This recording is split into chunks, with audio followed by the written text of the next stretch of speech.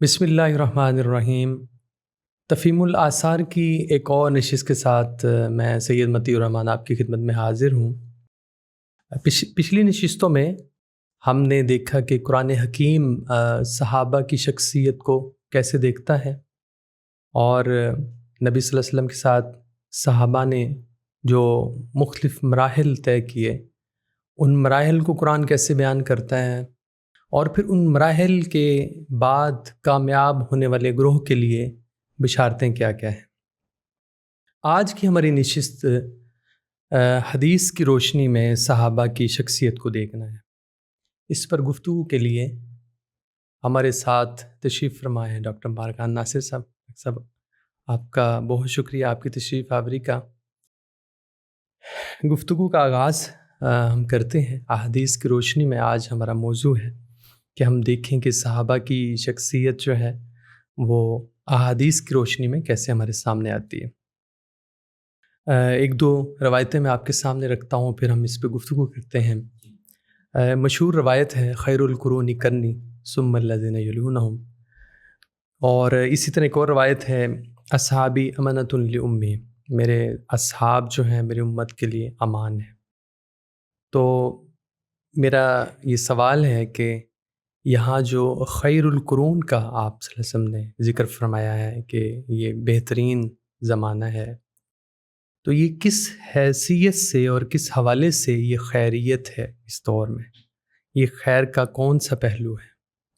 میں چاہوں گا کہ آپ اس پہ وضاحت فرمائیں۔ جی، یہ مشہور معروف حدیث ہے خیر القرون قرنی، اور پھر اس کے بعد اگلے دو کا بعض روایات میں 3 قرون کا بھی ذکر ملتا ہے، خیر القرون قرنی ثم الذین یلونہم ثم الذین یلونہم۔ دوسری روایت جو آپ نے بیان کی اصحابی امانۃ لامی یا امان لامتی، وہ دونوں ایک ہی بات کے، ایک ہی مضمون کے مختلف پہلوؤں کو بیان کرتی ہیں کہ رسول اللہ صلی اللہ علیہ وسلم کے دور میں جو اہل ایمان کی جماعت ہے، جو ظاہر صحابہ کی جماعت ہے، وہ اس امت کا بہترین طبقہ ہے، اپنے عمل اور علم کے لحاظ سے، اپنے کردار کے لحاظ سے۔ اور پھر اس کے بعد جو اگلا طبقہ آئے گا، جو اگلی جنریشن آئے گی، اس میں بھی خیریت یا خیر ہونا یہ قائم رہے گا، لیکن اس کا درجہ کم ہو جائے گا۔ پھر اس کے بعد اگلے درجے میں یہ مزید کم ہو جائے گا، اور پھر آپ نے روایات میں ہے کہ آپ نے فرمایا کہ پھر دینی کردار اور دینی اخلاق وہ بہت، جب یہ لوگ چلے جائیں گے، دنیا سے گزر جائیں گے، تو ایک معیاری کردار کا نمونہ پھر لوگوں کو دیکھنے کے لیے نہیں ملے گا۔ تو خیر القرون قرنی کا بنیادی مفہوم تو یہی ہے، اور اس میں اس کے مفہوم کو سمجھنے کے لیے ہمیں ایک اور حدیث جس میں اللہ تعالیٰ کی ایک تکوینی سنت آپ کہہ سکتے ہیں، اس کا ذکر ہے، یا انسانی تاریخ میں اللہ تعالیٰ کی طرف سے جو ہدایت آتی ہے وہ کیسے اسٹیبلش کیسے ہوتی ہے، پھر اس میں احلال کیسے آتا ہے۔ تو اس کو آپ نے نبی صلی اللہ علیہ وسلم نے ایک روایت میں بیان کیا، اور وہ روایت یہ ہے کہ آپ نے فرمایا علیہ الصلاۃ والسلام کہ جو بھی نبی دنیا میں آتا ہے تو ان کی دعوت کے نتیجے میں لوگ، کوئی ایک جماعت تیار ہو جاتی ہے، تو ہر نبی جس کی دعوت کو ایک پذیرائی ملے اور اس کو قبول کرنے والے لوگ مل جائیں، انصار مل جائیں، حواری مل جائیں، تو ایک جماعت نبی کی تربیت میں ایسی تیار ہوتی ہے کہ جو پیغمبر کے جانے کے بعد بھی اس کے دیے ہوئے علم و عمل کو، اس کی نمائندگی کرتی ہے، اپنے کردار سے اس کا اچھا نمونہ پیش کرتی ہے۔ لیکن ظاہر ہے کہ یہ طبقہ ہمیشہ باقی نہیں رہتا۔ تو وہ طبقہ جو پیغمبر کے علم اور عمل کا صحیح علمبردار ہوتا ہے، وہ ایک وقت میں پھر دنیا سے رخصت ہو جاتا ہے، اور پھر اگلے آنے والے جو نسلیں ہیں، اگلی جو جنریشنز ہیں، وہ پھر ان کے قول اور فعل میں مطابقت نہیں ہوتی، اور وہ کہتے کچھ ہیں، ان کا کردار اس کے مطابق نہیں ہوتا. تو اصل میں تو وہی آپ سنت کہہ لیں، تکوینی سنت ہے یا صحیح. انسانی معاشرے کا ایک فطری عمل ہے، وہ ہے. بالکل اسی ٹھیک. کو آپ اس حدیث میں بھی بیان کر رہے ہیں کہ میں نے جو جماعت تیار کی ہے، اور جس کو قرآن مجید بھی یہ سند دیتا ہے کہ وہ مجموعی طور پر خیرہ امت ہے، بہترین امت ہے. بالکل ٹھیک. تو یہی معیار ہمیشہ کے لیے آگے قائم نہیں رہے گا. بالکل صحیح. تو یہ سب سے معیاری طبقہ ہے. اس کے آنے والے اگلے طبقے میں خیریت قائم رہے گی لیکن معیار کم ہو جائے گا، اور اس کے بعد جو اگلا طبقہ ہے وہ کم ہو جائے گا. تو ایک تو آپ وہ بیان کر رہے ہیں. بالکل ٹھیک. اور اس میں آپ جو یہ بیان کرنے کا جو محرک ہے یا اس کا مقصد ہے وہ بھی ہمیں دیکھنا چاہیے. صحیح. ایک تو آپ امت کو خبر دے رہے ہیں کہ آنے والے دور میں اس طرح سے دینی علم کا اور کردار کا جو معیار ہے وہ کم ہوتا چلا جائے گا. تو لوگ اس حوالے سے ایک تو خبردار کرنا مقصود ہے. صحیح. کہ اس دور میں پھر لوگوں کو رہنمائی کے لیے کدھر دیکھنا چاہیے. لیکن دوسری جو اہم بات ہے نا، وہ بعض روایات میں آپ کو دکھائی دے گا کہ آپ یہ بات بیان کر کے لوگوں کو اصل میں اس طرف متوجہ کرنا چاہ رہے ہیں کہ اس طبقے کی جو حیثیت اور اللہ اور رسول کی نظر میں اس کا مقام ہے اس کو سمجھیں. بالکل ٹھیک ہے. آمد احفظونی فی اصحابی، میرے جو ساتھی ہیں ان کو ہلکا نہ لو. بالکل ٹھیک ہے. ان کی اہمیت کو سمجھو کہ یہ میری لائے ہوئی ہدایت اور اللہ کی رہنمائی کو دنیا میں قائم رکھنے یا اس کو دنیا تک پہنچانے کے لیے ان کا کردار کتنا اہم ہے. ان سے یعنی بھرپور فائدہ اٹھا لو. ان سے فائدہ بھی اٹھاؤ، ان کا جو مقام اور اہمیت ہے اس کو بھی سمجھو، اور ان کو جو اللہ نے ایک رتبہ دیا ہے قرآن میں چنا ہے ایک مقصد کے لیے. جی بالکل. تو اس کا بھی ادراک کرو، ان کی ناقدری نہ کرنا. بالکل ٹھیک. یہ بنیادی اس کا پیغام ہے. بالکل ٹھیک ہو گیا. اسی خیریت کے دور میں ہم دیکھتے ہیں کہ صحابہ کے مابین ہی جنگیں بھی ہوتی ہیں. تو مشاجرات میں ہمیں صحابہ کی شہادتیں نظر آتی ہیں اور ایک تکلیف دہ صورتحال نظر آتی ہے. جی. اور بڑے بڑے صحابہ ہمیں دونوں طرف نظر آتے ہیں. خیریت بھی ہے، خیر کا دور بھی ہے، اور اسی میں جنگیں بھی ہیں. یہ دونوں چیزوں کو ہم کیسے ایڈجسٹ کریں؟ بالکل درست ہے، اور یہ فطری طور پر یہ سوال سامنے آتا ہے. تو نبی صلی اللہ علیہ وسلم نے اپنے بعد کے دور کے بارے میں، خاص طور پہ صحابہ کی جماعت کے بارے میں جو چیزیں مختلف پہلوؤں سے بیان کی ہیں، ان سب کو ہم اگر سامنے رکھیں تو آپ کو یہ دکھائی دیتا ہے کہ یہ جو جماعت ہے ایک بات تو ہمیں یہ سمجھنے کی ہے کہ صحابہ کی جماعت جن کو ایک امتحان سے گزار کر ایک ذمہ داری کے لیے منتخب کیا گیا، جی. تو ان کی جو آزمائش ہے یہ رسول اللہ صلی اللہ علیہ وسلم کی زندگی پر ختم نہیں ہو گئی. بالکل ٹھیک. جیسے حضور کی زندگی میں ان کو ابتلا آزمایا جا رہا ہے، اور ان میں مختلف طبقات اور مراتب قائم ہو رہے ہیں. بالکل ٹھیک ہے. اور دینی اسوہ ہونے کے لحاظ سے ان کے درمیان فرق مراتب ہے. تو یہ آزمائش حضور صلی اللہ علیہ وسلم کے بعد بھی جاری ہے. ٹھیک. یعنی صحابہ کی جماعت کو ایک ذمہ داری دی گئی ہے، انہوں نے وہ بھی ادا کرنی ہے. اس پہ آگے ہم تفصیل سے بات کریں گے کہ صحابہ کے ذمے کیا تھا. ٹھیک ہے. اب وہ جہاد اور قتال کا ایک عمل آپ نے شروع کیا، اس کو پایہ تکمیل تک پہنچانا تھا. غلبہ دین جس کا اللہ نے وعدہ کیا، اس میں صحابہ کا کردار بہت بنیادی. جی. ان کے ذمہ یہ بھی تھا کہ جو آپ نے ہدایت دی ہے وہ لوگوں تک پہنچانی ہے. بالکل ٹھیک. اس میں یہ بھی تھا کہ اس ہدایت کا ایک زندہ نمونہ بطور جماعت وہ لوگوں کے سامنے پیش کرنا ہے. بالکل ٹھیک. تو ان پر ذمہ داری بھی ہے، لیکن ساتھ ساتھ وہ آزمائے بھی جا رہے ہیں.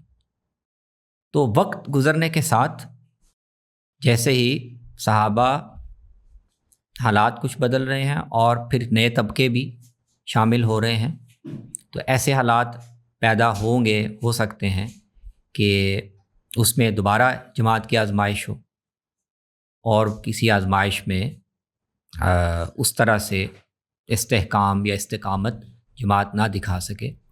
تو ایسا نہیں ہے کہ جو بشری کمزوریاں، انسانی کمزوریاں حضور کے زمانے میں مختلف مواقع پہ ظاہر ہوتی رہیں، ابتلا ہوتا رہا، ان پہ اللہ تعالیٰ کی طرف سے تنبیہ ہوتی رہی، مغفرت کا معاملہ ہوتا رہا، وہ حضور کے بعد نہیں ہوگا۔ ایک وقت تک استحکام رہے گا، بالکل ٹھیک ہے، پھر نئے عوامل آ جائیں گے، نئے حالات پیدا ہو جائیں گے، نئے طبقے شامل ہو جائیں گے، نئے دباؤ پیدا ہو جائیں گے، تو اس میں اس کا امکان ہے۔ تو یہ اس کے خیر ہونے کے، مجموعی طور پر اس دور کے خیر ہونے کے منافی نہیں ہے۔ بالکل آزمائش میں پڑھنا اور اس آزمائش کو انسانی سطح پر یعنی اس کو ٹیکل کرنے میں کچھ ضعف سامنے آ جائے، اس کا اس سے تعلق نہیں ہے۔ مجموعی طور پر وہ خیر ہی پر ہے، خیر ہی پہ، خیر کے جو باقی سارے پہلو ہیں وہ قائم ہیں۔ ہاں ایک مشکل آ گئی، ایک آزمائش آ گئی، اس میں ابتلا جیسے حضور کے زمانے میں تھا وہ بعد میں بھی ہو گیا۔ تو یہ اجمالاً میں نے اس کا عرض کیا، باقی آگے چل کر ہم انشاءاللہ ان مشاجرات پر تفصیل سے بھی دیکھیں گے تو اس کے اور پہلو بھی ہمارے سامنے آئیں گے۔ بالکل ٹھیک۔ یہ خیر القرون کی وضاحت تو آپ نے بہت خوبصورتی سے کر دی۔ جو دوسری روایت میں نے پڑھی تھی کہ اصحابی امانۃ لامتی، جی، کہ میرے اصحاب میری امت کے لیے امان ہے، اس کی وضاحت بھی فرما دیجیے۔ وہ پوری روایت کا مضمون اس طرح ہے کہ نبی صلی اللہ علیہ وسلم نے ستاروں کی مثال سے یہ سمجھایا کہ جیسے ستارے ہیں، یہ جو کائنات کا بنا ہوا نظم ہے، تو ستارے جب تک قائم ہیں، نظر آ رہے ہیں، اس کا مطلب یہ ہے کہ یہ نظم قائم ہے۔ صحیح۔ قرآن مجید نے بھی یہ بیان کیا نا، وَإِذَا النُّجُومُ انْكَدَرَتْ، ستاروں کے ماند ہو جانے کا، سورج چاند کے لپیٹ جانے کا مطلب یہ ہے کہ یہ نظم عالم اب لپیٹ دیا جائے گا، بھرم ہو رہا ہے۔ جی جی۔ تو جب تک ستارے ہیں تو کائنات کی امان ہے۔ ٹھیک۔ اسی کو آپ نے مثال سے بیان کیا کہ جب تک میں ہوں تو میں اپنی امت کے لیے امان ہوں۔ صحیح۔ مطلب یہ کہ میرے ہونے سے وہ فتنے، وہ آزمائشیں جو میرے ہوتے ہوئے اللہ کی سنت کے مطابق نہیں آ سکتی، تو میں جب تک ہوں میں ان کے لیے امان ہوں۔ بالکل ٹھیک ہے نا۔ جیسے آپ نے ایک حدیث میں فرمایا نا، دجال کا آپ ذکر کرتے تھے تو صحابہ اس سے گھبرا جاتے تھے، تو آپ نے فرمایا کہ بھی اگر وہ میرے ہوتے ہوئے اس نے آنا ہے تو انا حجیجکم دونہ، تو اس کو میں دیکھ لوں گا، میں سنبھال لوں گا، اس میں گھبرانے کی ضرورت نہیں ہے۔ تو آپ کی موجودگی صحابہ کے لیے ان آزمائشوں یا ان جو ماحول میں فتنے پیدا ہوئے ان سے امان ہے۔ جب آپ تشریف لے جائیں گے تو اب صحابہ کا طبقہ باقی امت کے لیے بھی کئی فتنوں سے، کئی خرابیوں سے امان کی حیثیت رکھے گا۔ بالکل، اس لیے کہ لیڈنگ رول اس کا ہوگا نا۔ صحیح۔ تو جب تک صحابہ امت کو لیڈ کر رہے ہوں گے، صحیح، تو وہ بہت سے فتنے جو ان کے نہ ہونے سے امت میں ظاہر ہوں گے ان سے امان ہے۔ لیکن جب ایک ایک کر کے اور ایک اپنے وقت پر صحابہ بھی دنیا سے چلے جائیں گے تو عطا امتی ما یوعدون، پھر جو اللہ کے بنائے ہوئے قانون کے مطابق اور تاریخ کے عمل کے مطابق پھر جو فتنے ظاہر ہونے ہیں وہ ہوں گے۔ یہ جو فتنے ہیں یہ بیرونی فتنوں کی طرف خاص طور پہ توجہ آپ مبذول کروا رہے ہیں، کیونکہ اندر سے تو ہمیں بہت ساری چیزیں نظر آتی ہیں ان کی موجودگی میں بھی، جیسے کہ ابھی ہم نے ذکر کیا کہ ان کی جو جنگیں ہوئیں، تو یہ فتنے خاص قسم کے کوئی فتنے ہیں جن کے لیے صحابہ کا وجود جو ہے وہ رکاوٹ ہے؟ دونوں طرح کی چیزیں، زیادہ تر اس میں جو جن کو آپ بیرونی فتنے کہہ رہے ہیں نا، یعنی مسلمانوں کی جس جماعت کو رسول اللہ کی نیابت کی ذمہ داری دی گئی ہے، جی جی، تو ان پر بھی ابتلا اور آزمائش آئے گی۔ صحیح۔ وہ ان کو سنبھال بھی لیں گے، کسی وقت کسی مرحلے پر کمزوری بھی ہو جائے گی، پھر اس کو سنبھالنے کی بھی ان کے اندر ایک مجموعی صلاحیت ہوگی۔ بالکل صحیح۔ لیکن جب یہ طبقہ بالکل دنیا سے چلا جائے گا تو اب جو نئے لوگ ہوں گے، نئے طبقے ہوں گے، وہ اپنے اپنے پس منظر لے کے آ رہے ہوں گے، سیاسی عمل بہت اور دنیاوی اقتدار کا جو عمل ہے وہ بہت بدل چکا ہوگا۔ تو بڑی آزمائش تو اس امت کے لیے آپ نے بیان کی وہ یہ ہے کہ مجھے خوف شرک کا اور ان چیزوں کا نہیں ہے، دنیا کی دولت اور چمک دمک یہ کھل جائے گی تو صحابہ کا طبقہ تو اس کو مجموعی طور پر اس میں ایک توازن کی جگہ پہ قائم رہ سکے گا. بالکل ٹھیک. اس کے بعد وہ کشمکش اقتدار کی، دولت کی، وہ اتنی بڑھ جائے گی کہ اس میں پھر ویلیوز، دینی ویلیوز یہ مجروح ہو جائیں گی. اور اس کے علاوہ وہ جو دینی مذہبی نوعیت کے فتنے پیدا ہوئے ان کو بھی فیس کرنے والا ایک ایسا طبقہ جس پر امت کا اعتماد ہو وہ بھی اس طرح نہیں ہوگا. بالکل تو یہ پہلو ہے اس میں. بالکل ٹھیک ہو گیا. قرآن مجید کا جب ہم نے مطالعہ کیا تھا کہ قرآن مجید صحابہ کی شخصیت کو کیسے بیان کرتا ہے، تو وہاں ہم نے دیکھا کہ مراحل بیان کرنے کے بعد جو لوگ مراحل میں کامیاب ہوئے ان کے لیے قرآن مجید کا ایک موضوع ہے کہ وہ ان کے لیے بشارتوں کا اعلان کرتا ہے.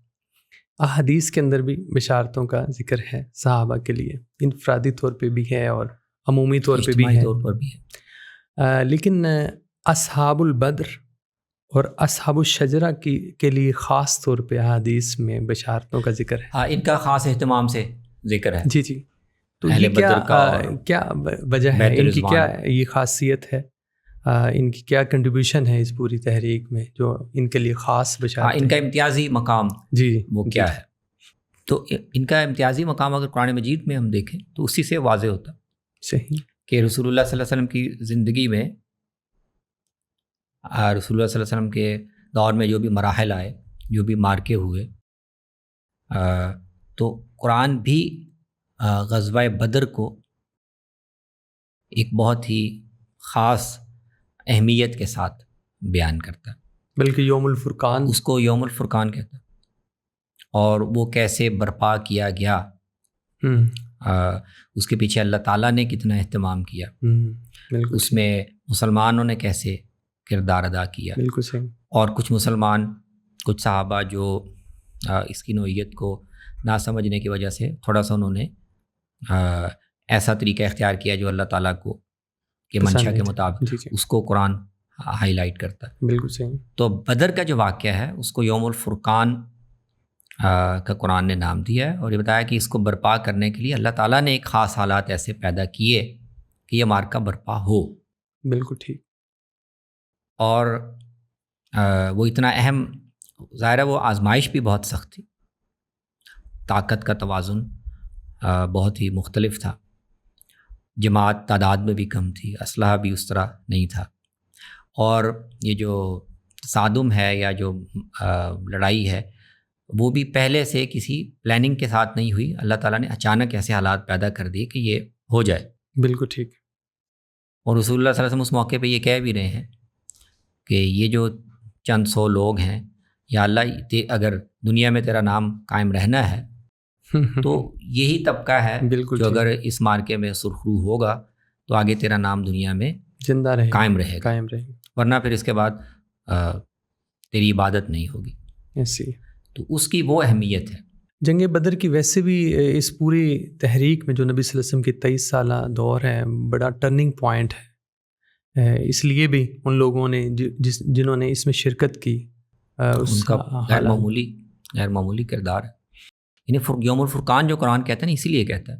بالکل صحیح. ایک تو پہلا بڑا مارکا تھا، جی، اور اس کا امپیکٹ پورے عرب معمولی ہے، پورے عرب میں اور قریش پر. بالکل ٹھیک ہے. قریش کی جو صف اول کی قیادت ہے اس کا صفایا ہو گیا، اور یہ جو زام تھا ان کو، یا عرب میں ایک تاثر تھا کہ یہ چھوٹی سی جماعت پتہ نہیں قریش کی قوت کے سامنے کھڑی ہو پائے گی کہ نہیں. صحیح. وہ تاثر درست بیٹھ گیا، اور قریش نے گویا اس کی ہزیمت کو محسوس کیا.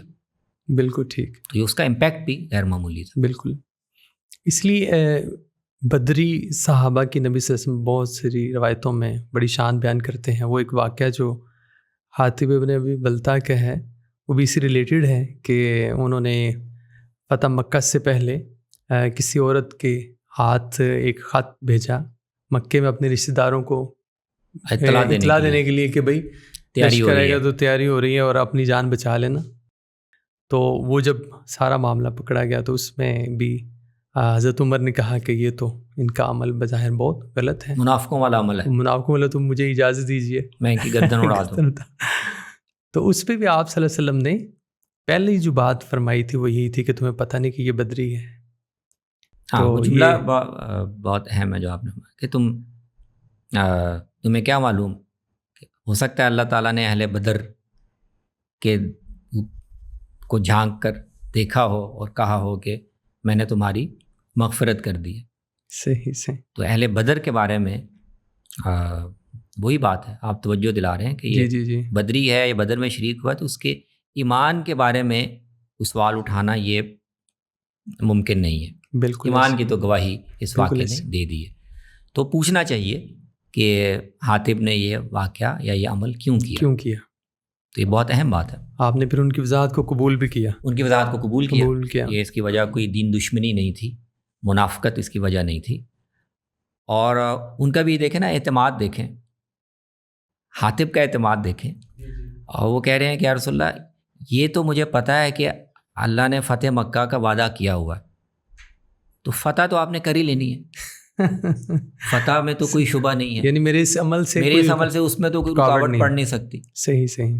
تو میں نے یہ چاہا کہ بعض لوگوں کو حفاظتی اقدام کی اطلاع دے کر، تو میرے وہاں جو کچھ اعزاء ہیں، کچھ جن کا اور کوئی نگہبان نہیں ہے، تو ان کو تھوڑی سی پروٹیکشن مل جائے. بالکل ٹھیک ہو گیا.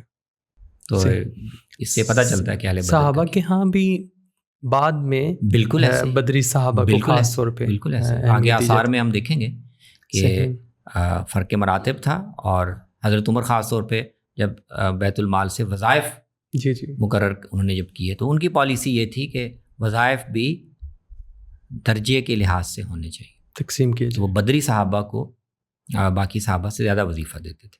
بالکل ٹھیک ہو گیا. احادیث کا اور بلکہ اور حضرت علی کے بارے میں آتا ہے کہ وہ کوئی بدری صحابی فوت ہوتا تو نماز جنازہ میں تکبیریں بھی وہ زیادہ پڑھتے، تاکہ ان کا امتیاز واضح ہو، یہ بدری صحابی. تو یہ جو روایت ہے اس میں خلفاء الراشدین المہدیین کا ذکر ہے، تو یہ کوئی خاص گنی چنی شخصیات ہیں؟ جی. کون سی شخصیات ہیں یہ؟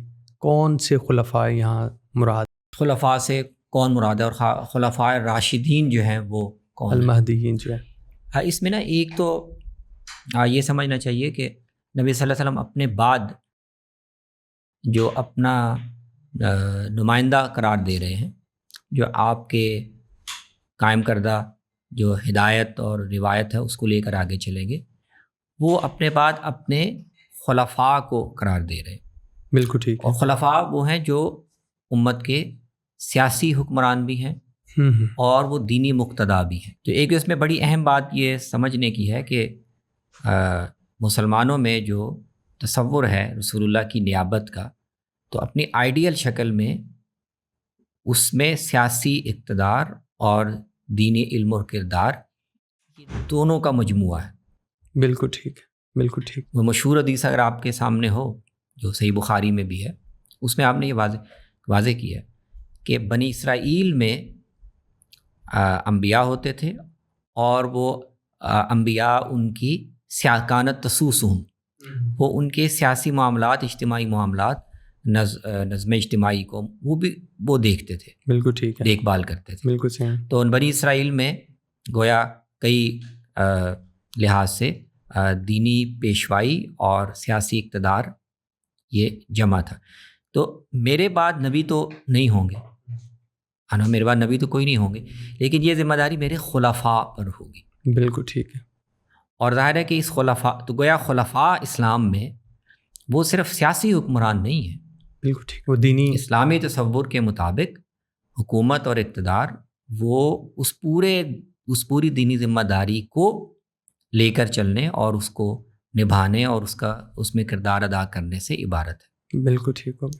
تو ایک تو آپ یہ کہہ رہے ہیں کہ میرے بعد خلفاء ہوں گے جو امت کے بنیادی طور پر ذمہ دار ہوں گے. تو بعد میں ہماری تاریخ میں ایک حادثہ ہوا نا کہ خلفاء، خلافت کا منصب سیاسی اقتدار کا وہ الگ ہو گیا، اور جو اہل علم کی ذمہ داری تھی وہ ان کو الگ سے اپنا ایک کردار پھر طے کرنا پڑا کہ کیسے کرنا. لیکن یہ لفظ جو ہے خلیفہ کا، یہ ایسا عام ہوا کہ بعد میں پھر سب کے لیے بولا جانے لگا. تو آج ہم کہاں پہ روکیں گے؟ اس کو سٹاپ بھی کر سکتے ہیں کہ بھئی یہاں تک تو ہم کہہ سکتے ہیں کہ یہ نبی صلی اللہ علیہ وسلم کی حدیث کے مطابق جن کے بارے میں نبی صلی اللہ علیہ وسلم نے فرمایا تھا کہ جو ہے علیکم بسنت و سنت الخلفاء الراشدین. تو اب تو ہر بادشاہ نے، ہمارے بنو امیہ اور بنو عباس نے بھی اپنے لیے خلیفہ کا نام ہی منتخب کیا. نہیں، اب اس کو ہم حدیث پہ دیکھتے ہیں نا کہ خلیفہ یا خلافت کا لفظ کس معنی میں آ رہا ہے. تو بنیادی طور پر تو ہم اس کو سمجھنا چاہ رہے ہیں. بعد میں تاریخ میں مختلف عنوانات کیوں اختیار کیے گئے وہ پھر ایک الگ سوال بن جاتا ہے. تو نبی صلی اللہ علیہ وسلم میں اپنے بعد اپنے جانشینوں کو، جن کے پاس مسلمانوں کی حکمرانی بھی ہوگی، اقتدار ہوگا، اور وہ اسی کے تحت دینی ذمہ داریاں بھی ادا کریں گے. آپ تو وہ بیان کریں. تو وہ جو بھی آپ کے پاس حکمران ہے جس کے ذمے یہ سارے کام ہیں وہ خلیفہ ہے. جی جی جی بالکل ٹھیک. تو اب خلفاء مختلف طرح کے ہوں گے، ہر طرح کے ہوں گے، ہیں وہ سارے خلفاء ہی. صحیح صحیح. کیونکہ وہ آپ کی جانشینی میں ملنے والے اقتدار کو لے کر چل رہے ہیں اور ذمہ داریاں ان پر عائد ہیں. اب ان میں سے جو خلفاء آئیڈیل شکل میں یہ ذمہ داری ادا کریں گے کہ وہ رسول اللہ کی قائم کردہ سنت کو ہی لے کر آگے چلیں گے، بالکل ٹھیک ہے، تو ان کو آپ کہہ رہے ہیں وہ الخلفاء الراشدون. بالکل ٹھیک. میری سنت پر قائم رہو، اور خلفاء راشدین ہدایت یافتہ اور راہ راست پر چلنے والے جو میرے جانشین ہیں وہ جس سنت پر قائم ہوں گے وہ ظاہر رسول اللہ صلی اللہ علیہ وسلم کی قائم کردہ سنت جس کو وہ لے کے چل رہے ہیں. بالکل صحیح. تم نے اس کو فالو کرنا ہے. تو آپ فرق کر رہے ہیں کہ کچھ خلفاء ہوں گے جو راشدون ہوں گے، اور پھر اس کے بعد ایسے خلفاء بھی ہوں گے جو راشدون نہیں ہوں گے، حکمران ہوں گے، لیکن ان کا طرز کردار اسوہ وہ رشد پر مبنی نہیں ہوگا. بالکل ٹھیک. تو یہ تو آپ نے عمومی ایک بات کہی. اب بعد میں تاریخ میں اب مسلمانوں نے جب اس کا مصداق دیکھا کہ ہماری تاریخی میں آپ کے بعد نبی صلی اللہ علیہ وسلم کو جو جانشین بنے، تو ان کا کردار کیا تھا، ان کے دور کے حالات کیا تھے، کس طرح وہ ذمہ داریاں ادا کرنے پائے یا نہیں. تو پھر امت کے اہل علم نے یہ دیکھا کہ اس معیار پر، اعلیٰ ترین معیار پر یہ حضرات ہیں جو اس کے مطابق 100% پورا اترتے ہیں. بالکل ٹھیک. تو رسول اللہ صلی اللہ علیہ وسلم یہ بات بیان کر رہے ہیں، تو آپ کے پیش نظر کوئی متعین لوگوں کو نامینیٹ کرنا یا وہ پیش نظر نہیں ہے، آپ ایک معیار بتا رہے ہیں. بالکل ٹھیک، جو بھی اس پہ پورا اترے. تو تاریخ میں جب وہ یعنی سامنے آیا تو امت نے پھر یہ دیکھا کہ ہاں یہ جو 4 خلفاء ہیں ان کے تو خلیفہ راشد ہونے پر اتفاق ہے. بالکل. وہ جو بھی ضروری شرائط تھیں کہ ان کا انتخاب کیسے ہو، ان کی حیثیت اور کردار کیسا ہو، وہ طرز حکمرانی ان کا کیا ہو، بالکل ٹھیک، تو یہ ہیں. اس کے بعد پھر بہت ایک انقطاع دکھائی دیتا ہے. صحیح. پھر بہت سے اہل علم نے دیکھا کہ بنو امیہ کے جو حکمران تھے عمر ابن عبدالعزیز، ان کے اگر ہم طرز حکمرانی کو، سیرت کردار کو دیکھیں تو وہ بھی خلیفہ راشد میں شمار کیے جاتے ہیں. ایک اور روایت آتی ہے جس میں نبی صلی اللہ علیہ وسلم نے فرمایا کہ بنی اسرائیل 72 فرقوں میں منقسم ہوئی، اور میری امت جو ہے اس کے 73 فرقے ہوں گے. تو آپ نے فرمایا کہ سارے نار میں جائیں گے، آگ میں جائیں گے، لیکن یہ کہ ایک فرقہ ایسا ہوگا، ایک گروہ ایسا ہوگا وہ جنت میں جائے گا. تو پوچھا گیا کہ وہ کون سا فرقہ ہے، تو آپ نے فرمایا کہ مان علیہ و اصحابی، جس پہ میں ہوں، جس پہ میرے صحابہ ہوں گے. یہاں صحابہ کو مقتدا کہا جا رہا ہے، دینی مقتدا. ابھی ہم نے اس سے پہلے گفتگو کی تھی خلفاء راشدین کے حوالے سے. وہاں تو خاص لوگ ہی ہوں گے جو دینی رہنما بھی ہیں. اور دینی مقتدا کا یا منصب خلفاء کے لیے بیان کر رہے ہیں، اور اس میں یہاں بالکل مان علیہ و اصحابی، تو یہاں پوری جماعت مراد ہے. وہاں تو دونوں ہی مقتدا ہیں، تو دونوں کی نوعیت میں کیا فرق ہے؟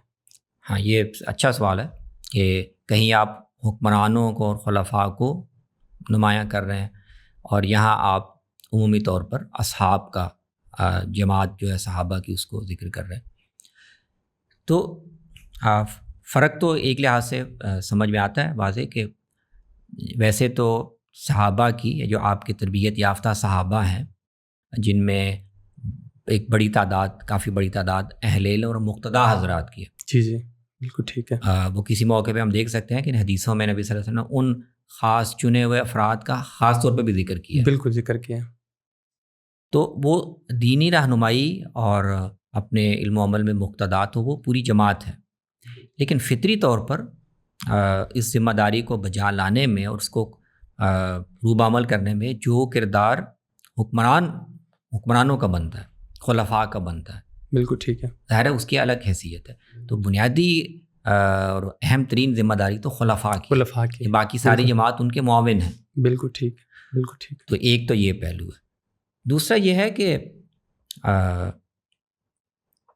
اگر فرض کریں خلفاء کسی وقت یا جو خلفاء راشدین کا جو مرحلہ ہے وہ گزر گیا ہے اور اب خلفاء اس طرح سے اس ذمہ داری کو پوری طرح ادا نہیں کر پا رہے، تو امت کو ضرورت تو پھر بھی ہے. جب تک خلفاء ہے تب تک تو وہ مقتدا ہیں، ان کے پیچھے چلنا ہے. بالکل ٹھیک ہے.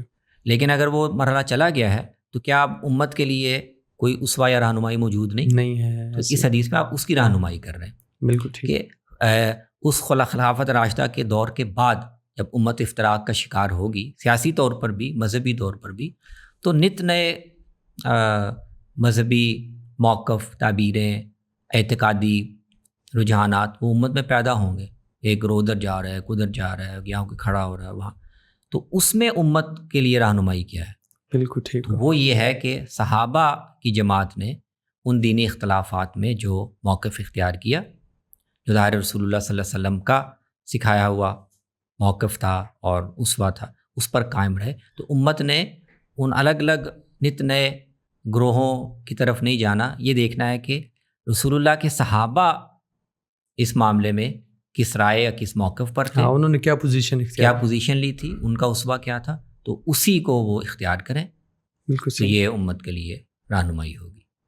بہت شکریہ. حدیث کی روشنی میں صحابہ کی دینی حیثیت کے کچھ پہلوؤں پہ ہم نے گفتگو کی، کافی اہم پہلوؤں پر ہم نے بات کی. اور انشاءاللہ اس کے کچھ اور پہلو ابھی رہتے ہیں، اس پہ ہم اگلے نشست میں گفتگو کریں گے. آپ کی آمد کا بہت شکریہ. بہت السلام علیکم.